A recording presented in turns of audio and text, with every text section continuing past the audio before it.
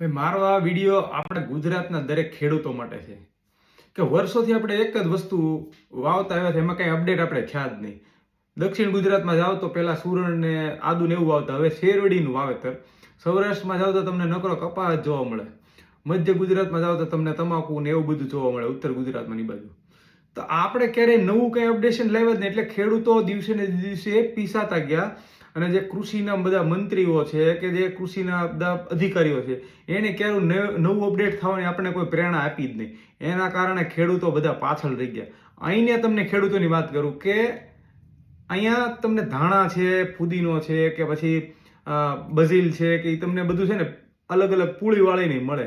તો એનો 1 પાઉન્ડ છે, 1 પાઉન્ડની તમને એક પૂળી મળે ધાણાની ને ફુદીનાની.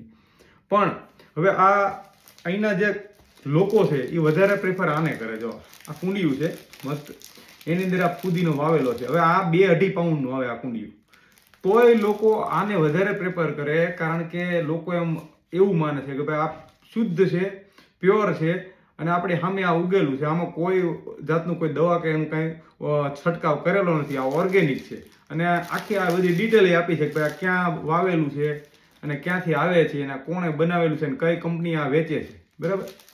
તો આખી પૂળી લો તો તમને 1 પાઉન્ડની, આ ખાલી એક જ છોડવો છે આનો, આ ફુદીનાનો, તો એના 2 પાઉન્ડ. કારણ કે આ અપડેટ થયેલા ખેડૂતોનું છે. ખેડૂતો એવું વિચાર્યું કે આ એક પૂળી આખી વેચીએ તો 1 પાઉન્ડ જ આવશે, એની કરતાં કંઈક નવું અપડેશન લાવી. એ લોકો આ કુંડિયું લાવ્યા અને એની અંદર આ છોડવો રોપ્યો અને લાઈવ કે ભાઈ આ કોઈ કાપેલો કે એવો નહીં, આજે ઉગેલો ડાયરેક્ટ છોડવો છે આ. તો આવું આપણા ખેડૂતો કંઈક નવું અપડેશન લાવે ને, તો આ જે વચેટિયાઓની બધા છે ને, દલાલો છે, વેપારીઓ છે, એનાથી છુટકારો મળે, લોકો સુધી સારી વસ્તુ પોગે અને ખેડૂતો થોડાક આગળ આવે અને થોડાક પૈસા કમાય. નકર હજી દિવસે ને દિવસે પાયમાલ થતા જવાના છે. એટલે ખેડૂતોને ભાઈ અપડેટ થવાની જરૂર છે, તો જ તમે આગળ આવશો. નકર દિવસે ને દિવસે જમીન છે ને વેચાતી જશે ને આપણે પાછા નળિયા વગરના મકાનમાં આવી જાવ, ઝૂંપડામાં. તો દરેક ખેડૂતને જો ભાઈ આવું નવું અપડેશન કરો અને તમે ખૂબ પૈસા કમાવાનો ખૂબ આગળ વધો.